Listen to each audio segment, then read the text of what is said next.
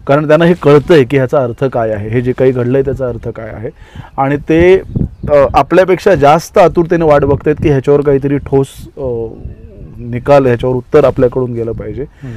शमीमाजी काल आम्ही तिथे बसलेलो, बसल्या बसल्या त्या गुणगुणायला लागल्या. मग त्याचा एक मी व्हिडिओ केला आणि टाकला की हा खरा भारत आहे, हे काश्मीर आहे. आणि त्या नेमक्या गायल्यासुद्धा माझे माहेर पंढरी, म्हणजे त्याला एक गमतीशीर, मग आमचा त्याच्यावर डायलॉग पण झाला की तुम्ही हे खरं त्यांचं माहेर आहे, बंडीपोरा हे त्यांचं माहेर आहे. पुण्याला त्या असतात, पण म्हटलं तुम्हाला ते म्हणत नाही, मला पुणे आता माझं माहेर वाटतं, मला ते माझं घर वाटतं आता हे. सो ही जी एक गोष्ट आहे ना, हे जे एक सोशल फॅब्रिक आहे ना, हे मीडिया चॅनल्सच्या स्टुडिओमधून नाही मोडता येत, मोडलं नाही गेलं पाहिजे. येतं की नाही हे येणारा काळ आणि आपण सगळेच ठरवणार आहोत, पण नाही मोडलं पाहिजे. काल ते आम्हाला अजिबात तिथून निघू देत नव्हते बांडीपुरामधून. नाही नाही, आज तर इथेच राहायचं. आणि माझ्याशी खरोखर माझ्याशी तिचे वडील मकबूलभाई माझ्याशी भांडायला लागले की ह्याला काय अर्थ आहे का, एवढ्या वाजता तर जाणार, पाऊस सुरू होतोय, हे होतोय, आज तर इथेच राहायचं, आज तुम्ही इथेच जेवायचं. म्हटलं नाही, मला हा डेटा ट्रान्सफर करायचा आहे थोडासा, आणि अशी कामं आहेत श्रीनगरची. तर काल आम्ही आलो परत. असा कोकणातल्या एखाद्या गावी गेलात आणि तिथल्या एखाद्या बुवांना भेटलात किंवा तिथल्या एखाद्या कीर्तनकारांना भेटलात, ते जे वाटेल तेच इथे आहे. हे असा इतका हृदयस्पर्शी अनुभव त्या नजागत भाईंच्या घरी किंवा शमीमा अख्तर यांच्या घरी किंवा अन्यही, आता तू फिरतोय सगळीकडे इतके दिवस, आणि दुसरीकडे याच स्थानिक काश्मीरी मुस्लिमांच्या विरोधामध्ये मोठ्या प्रमाणात विष पेरणी, मोठ्या प्रमाणात विखार पेरणं चालू आहे मुंबई, महाराष्ट्रासह साऱ्या देशभरामध्ये. कसं बघतो तू या सगळ्याकडे? पथेटिक आहे, वाईट आहे, डेंजरस आहे. म्हणजे बघा, आता मला सुद्धा असे काळजीचे फोन आहेत, काळजी घे बरं का, म्हणजे काय करू हे एकतर मला लक्षात. काळजी घे म्हणजे मी माझ्याच देशात आहे, माझी काळजी घेण्यासाठी एक संपूर्ण यंत्रणा तिथे आहे. त्यांच्यावर तुमचा किंवा माझा विश्वास नाही आहे का? तर ॲब्सोल्युटली माझा आहे विश्वास. मला माझ्या ह्या देशाच्या यंत्रणांवर पूर्ण विश्वास आहे. दुसरी गोष्ट अशी मला ही सुद्धा जाणवली की ह्या सगळ्या विखार पेरणीमध्ये काही तशी एरवी सेन्सिबल असणारी मित्रमंडळीसुद्धा मला, अरे ते सगळं ठीक आहे पण ते काश्मीरींचा थोडासा प्रॉब्लेम. म्हटलं आपल्याला एक ठरवायला लागेल, काश्मीर आपलं आहे की नाही आहे. बरोबर, खरं आहे, हे आपल्याला ठरवावं लागेल. आपण चित्रपटांमध्ये, गाण्यांमध्ये एवढी वर्ष सगळे करोडो रुपयाचे सिनेमे काढले, हे सिद्ध करायला सतत की काश्मीर हमारा आहे. तो ते आहे की नाही? जर ते असेल तर ह्याच्यात ना तर ब्रेवरी आहे, ना काही कुठला मोठेपणा आहे, आणि ना काही काळजी करण्यासारखं आहे. आणि जर ते नसेल तर तसं स्पष्टपणे आपल्याला सर्वांना मिळून एकदा एक्सेप्ट करायला हवं आहे. ते आपण करणार आहोत का? करायची अजिबात इच्छा नाही आहे, कुणाचीच नाही आहे. काश्मीर आमचं आहे, आमच्या देशाचं आहे. आता काय झालंय, हा आपण एक स्वतःहूनच एक वेगळा गोंधळ घालून ठेवलाय. इतक्या वर्षांच्या आपल्या लढाईवर आपणच माती फिरवतोय की काय, अशी परिस्थिती आता आलेली आहे.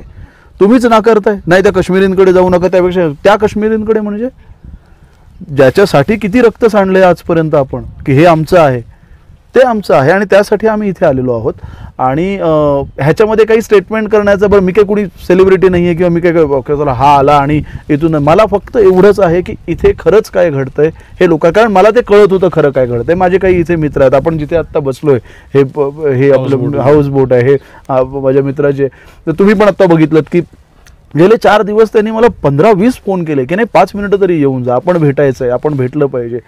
सो ह्याला काश्मीरियत असा एक फार गोड शब्द आहे. काश्मीरियत म्हणजे काय की आपण, बरं, आणि काश्मीर पूर्वीपासूनच ना यजमानाच्या भूमिकेत राहिलेला आहे आपल्याच घरातल्या. म्हणजे आपल्या नातेवाईकांमध्ये एखादी आपल्या असते ना, एखादा लाडका मामा, एखादी लाडकी आत्या असते की सगळ्यांना वाटतं की कधीतरी एखादी सुट्टी त्यांच्याकडे. तसं काश्मीर आहे. सो त्यांच्या ना DNA मध्येच ती हॉस्पिटॅलिटी आहे. परंतु या सगळ्याचा दूरपर्यंत ज्यांनी कधी अनुभव घेतलेला नसतो असे लोक, म्हणजे आधीच आपल्या मराठी चित्रपट नाटकसृष्टीमध्ये कला ताट असलेले लोक कमी आहेत, अभिनेते वगैरे सगळे. अतुल कुलकर्णींनी आपला कणा ताट असल्याचं दाखवत भूमिका बजावली इथे येऊन, त्याला प्रचंड ट्रोल केलं. अगदी हे कलाकार काय, म्हणजे ते एक भारतीय जनता पार्टीची ट्रोलर्स मोठी आहे देश पातळीवरची, त्यांनी तर जास्त पैसे दिले तर हे यांच्या आईला विकतील अशा प्रकारची भाषा वापरली. त्याच्यानंतर सुद्धा आता त्या कविता गाडगिळांनी पत्र लिहिलं, एक युद्ध नको एवढंच त्यांचं सांगणं होतं, युद्धांचे काय दुष्परिणाम असतात, त्यांना प्रचंड ट्रोल करण्यात आलं. असं ज्यांनी काश्मीरची आणि काश्मीरी नागरिकांची बाजू घेतली. दहशतवाद्याला प्रत्येकाचाच विरोध आहे, पाकिस्तानला प्रत्येकाचा विरोध आहे, परंतु स्थानिक काश्मीरींच्या विरोधात का बोलता? बायकॉटच्या गोष्टी का करता, असं जे जे म्हटले त्या सगळ्यांना प्रचंड ट्रोल केलं जातं. अगदी एवढंच कशाला, ज्या नेव्ही ऑफिसरचा बळी गेला या हल्ल्यामध्ये त्याची पत्नी फक्त इतकंच बोलली की त्या दहशतवाद्यांवरती कठोर कारवाई व्हावीच, त्यांना शोधा, त्यांना कठोर शिक्षा द्या, परंतु या घटनेचा वापर मुस्लिमांच्या विरोधात रान पेटवण्यासाठी करू नका. तिला प्रचंड ट्रोल करतात, अत्यंत घाणेरडा, आपण बोलू सुद्धा शकत नाही असे शब्द वापरतात. काय करायचं याचं सगळ्याचं? काय म्हणजे खरं तर ना, ही मुळात ट्रोल्स आणि ही सगळी जी आहे ना, ही सगळी विकृती आहे. ह्यांना कुठलीही एक आयडिओलॉजी नाही आहे. एका आयडिओलॉजीनी जरी जायचा विचार केला तरी, म्हणजे ह्यांच्याशी जर आपण लॉजिकली चर्चा करायला गेलो तेवढा वेळ आपण एनर्जी आणि वेळ घालवू नये त्याच्यात, आपल्याला इतर अनेक कामं आहेत चांगली करायला, तर हे लॉजिकली नाही चर्चा करू शकत. आणि हा सगळ्यात मोठा प्रॉब्लेम आहे. म्हणजे बघा, तुम्ही एकाच वेळी किती पॅराडॉक्सिकल वागता. तुम्ही एकाच वेळी मुसलमानांनाही ट्रोल करताय एका तुमच्या पोस्टमध्ये, त्याच वेळी तुम्ही त्या नेव्हल ऑफिसरच्या बायकोलाही ट्रोल करताय, आणि ह्या अशा भाषेमध्ये, अशा शब्दांमध्ये. पुन्हा प्रश्न तोच आहे की जर आपण असं धरलं की एका विशिष्ट विचारसरणीच्या लोकांकडून हे ट्रोलिंग होत आहे, त्या विचारसरणीचं सरकार आत्ता ह्या देशामध्ये आहे. मला एक स्टेटमेंट आत्तापर्यंत असं दाखवा पंतप्रधानांचं किंवा गृहमंत्र्यांचं किंवा कुठल्याही वरिष्ठ जबाबदार नेत्याचं की ज्यांनी सांगितलंय काश्मीरला जाऊ नका, किंवा ज्यांनी सांगितलंय काश्मीरला जाणं धोकादायक आहे, किंवा ज्यांनी सांगितलंय की काश्मीरमध्ये आत्ता तुम्ही पर्यटनासाठी जाऊन इथे काही काळजीसाठी काही ठिकाणं बंद केली आहेत, हे सगळं समजून घेऊ शकतो. असं एकदा तरी ऑफिशियल कुठल्या यंत्रणेकडून आलंय का? ही ह्यांना ऑथॉरिटी देतं कोण हे ठरवण्याची, की तुम्ही इथे जाऊ नका, तुम्ही हे करू नका, तुम्ही ते करू नका, तुम्ही ह्याच्याकडून ते विकत घेऊ नका? हे लॉजिकली पॉसिबल आहे का सांगावं मला? बरोबर. ज्यात आपण मगाशी पण येताना म्हणत होतो की आता तुम्ही काय म्हणतात त्याला, सफरचंद खाऊ नका आता इथून पुढे, कारण ते तर इथंच पिकतात. पण तुम्हाला माहिती आहे का, काही पंडितांची इथे सफरचंदाच्या बागा आहेत. आता तुम्ही त्या सप्लाय चेन हा विषय आपल्याला कधीच कळलेला नाहीये खरं तर. हा मी आणि आमचे प्रसाद सर पण सारखे हेच म्हणत असतो की हे कळतच नाही की आपण एक कोणीतरी टोपी घालून तिथे फळं विकायला बसलाय, त्याच्याकडून फळं नाही घेतली, त्यांनी फळं आणलीत नाशिकच्या कुठल्या तरी बागायतदाराकडून ना.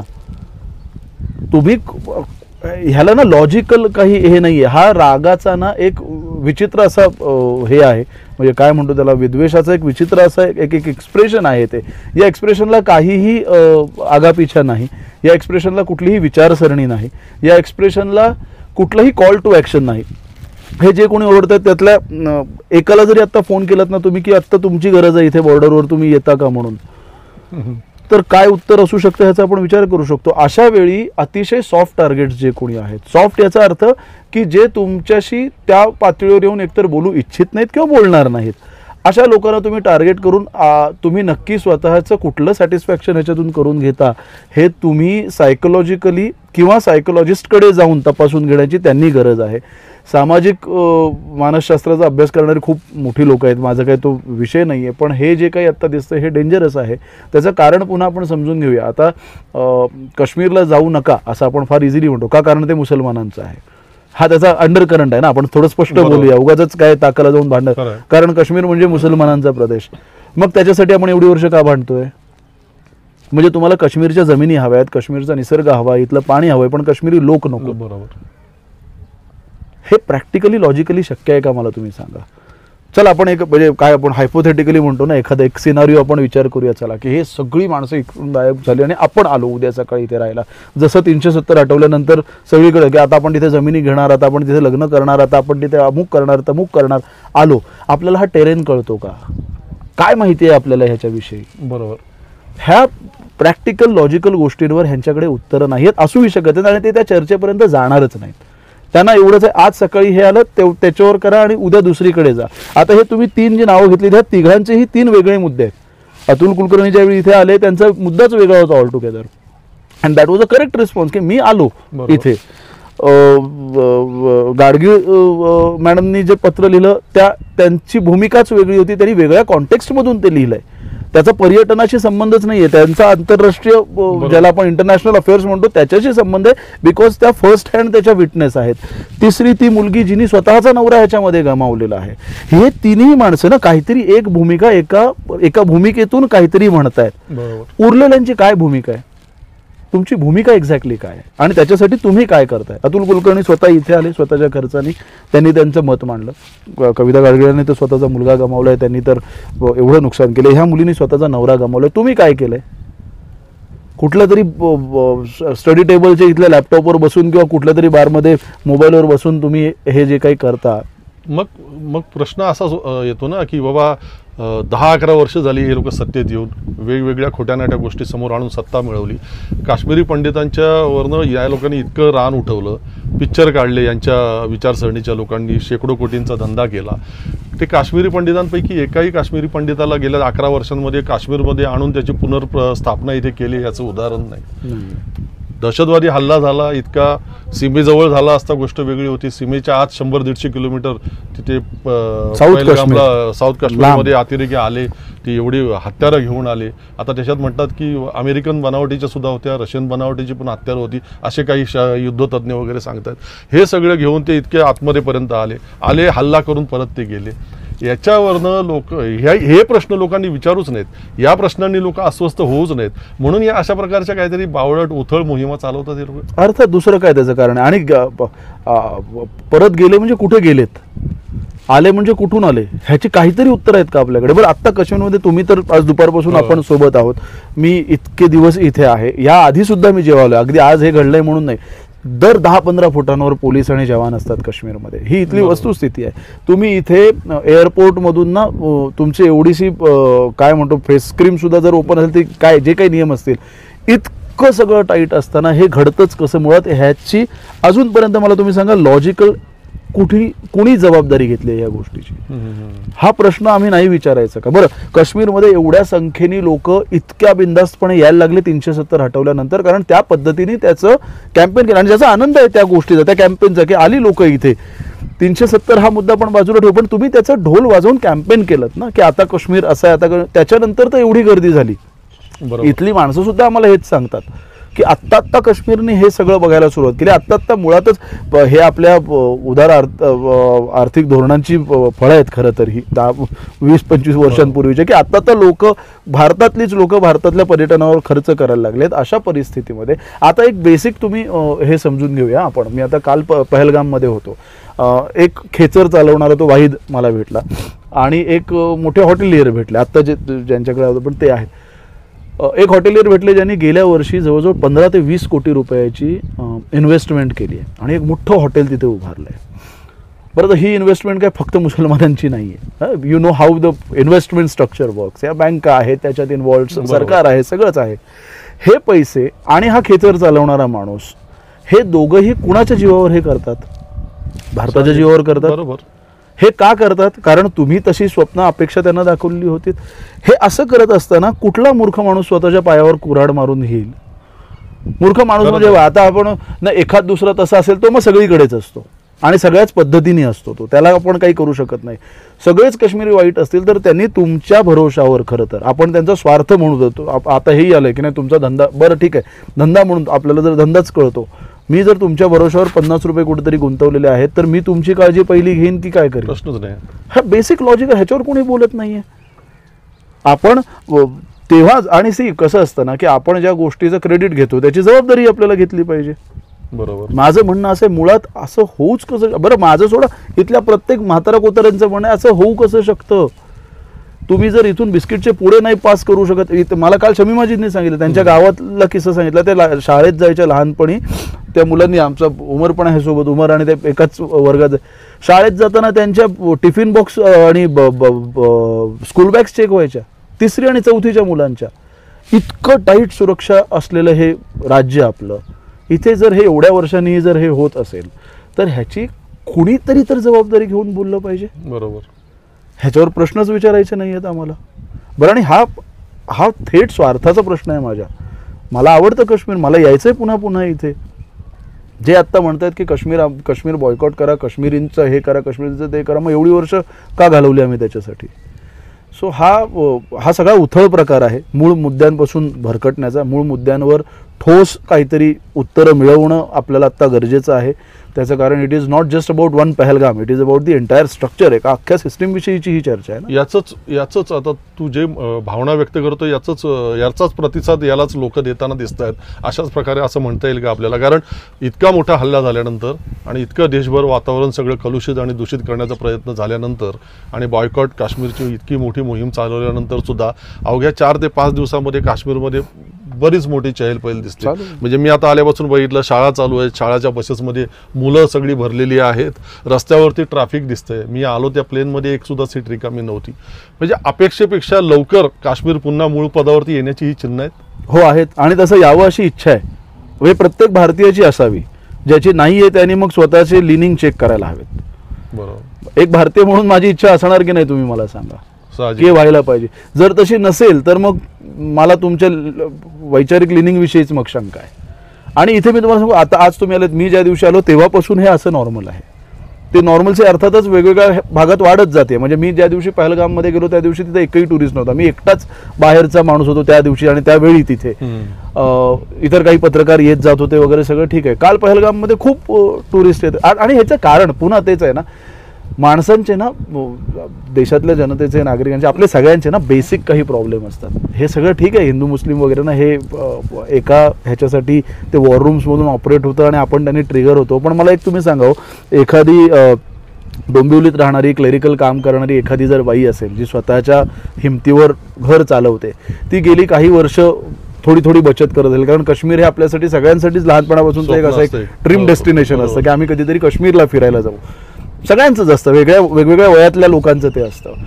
ही ज्यावेळी असे पैसे साठवत एवढ्या वर्षांनी आज ह्यांनी ही जी टूर बुक केली आहे, त्यांनी काय करायचं? हा बरं, त्या काही मुसलमान आहेत का? त्यांच्या पैशांचं जे होणारं नुकसान आहे त्याचं तुम्ही काय करणार आहात? पुन्हा त्याला आन्सरेबल कोण आहे? आणि ही फिगर फार मोठी असते. ही फिगर कलेक्टिव्हली आपण काहीशे कोटींच्या उलाढालीविषयी ही चर्चा करतोय. बरोबर. ती बाई वर्षभर आणि कदाचित वर्षानुवर्ष रोज सकाळपासून संध्याकाळपर्यंत एखाद्या पतसंस्थेत काम करत असेल, एखाद्या शाळेत काम करत असेल, या याच्यावर की कधीतरी मी माझ्या मुलांना घेऊन 10 दिवस छान काश्मीर फिरीन, माझ्या नवऱ्याला सोबत मी जाईन. तिथं नवरा असू शकतो की जो बचत करतोय, 4 गोष्टी तो तिथे वाचवतोय, नाही आज हे नको घेऊया, हे ठेवूया, असं करून. आणि हे तुम्ही कुठल्याही टूर कंपन्यांना विचारला की त्यांच्याकडे ज्यावेळी अशी लोक येतात ना, टूर कंपन्या ह्या काही अतिश्रीमंत लोक नाही चालवत, कारण त्यांच्याकडे स्वतःची यंत्रणा असते. टूर कंपन्या चालवतात सगळे मध्यमवर्गीय लोक की जे असे साठवून ठेवून मग जातात की ओके 5 लाखात, मग त्या एका टूरचं 1 वर्ष प्लॅन करत असतात. पुढच्या वर्षी काश्मीरला जायचंय, मग आत्तापासून आहे हे पॅकेज बघ, म्हणा ह्या हॉटेलमध्ये 15,000 म्हणतायत, ह्या हॉटेलमध्ये आपल्याला ते 12,000तच होतंय, मग त्याच्यात आपली ही एक राईड होऊ शकते. या इतक्या लेवलला केलं जातं मध्यमवर्गीय कुटुंबांमध्ये की हे 2,000 रुपये वाचवले ना तर त्या 2,000त ना ती एक शिकारा राईडमध्ये आपल्याला हे पण करता येईल. ह्यांचं काय करणार आहात तुम्ही? बरोबर. हे नॉर्मलला येणं, ज्याची कोणाची इच्छा नसेल तो ह्या देशावर प्रेम करणारा नागरिक आहे असं मला अजिबात वाटत नाही. दुसरी गोष्ट, हे नॉर्मलवर येईल का मला माहीत नाही. म्हणजे अर्थातच इंटरनॅशनल अफेअर्स खूप वेगळ्या पद्धतीने चालतात. आत्ता जे काही दिसतंय मला असं वाटतं पुढच्या 15 दिवसात काश्मीर नॉर्मलमध्ये आलेलं असेल, मॅक्स 15 डेज सगळं नॉर्मल असेल. त्याचं कारण पुन्हा ही सगळी लोक आहेत, त्यांची ते थेट रोजचे प्रश्न आहेत, त्यांना ते इथल्यांचे जसे तसे तिकडून येणाऱ्यांचे सुद्धा आहेत. बरोबर. सो येस, यायला हवं. वरून सुखराज याच्यापूर्वी सुद्धा अनेकदा काश्मीरला येऊन गेलेला आहे आणि काश्मीरमध्ये त्याचे अनेक मित्रमंडळी आहेत आणि त्या सगळ्याची त्याचा कायम संवाद चालू असतो. आणि अत्यंत संवेदनशील मनाचा असा तो एक माणूस आहे, दिग्दर्शक आहे, निर्माता आहे. आणि त्याच्या माहितीपट तुम्ही ज्यांनी पाहिलेत त्यांना त्याची प्रचिती आलीच असेल. ज्यांना माहिती नसेल त्यांनी ती प्रचिती कुणाल कामराच्या यूट्यूब चॅनलवरती जाऊन तुम्ही घेऊ शकता. अस्वस्थ तोही होता म्हणून इकडे आला, अस्वस्थ मीही होतो म्हणून मी इकडे आलो. काही एक भूमिका आम्हाला त्यातनं सांगायची होती, तो सांगण्याचा प्रयत्न केला. वरून thank you very much. Thank you so much sir.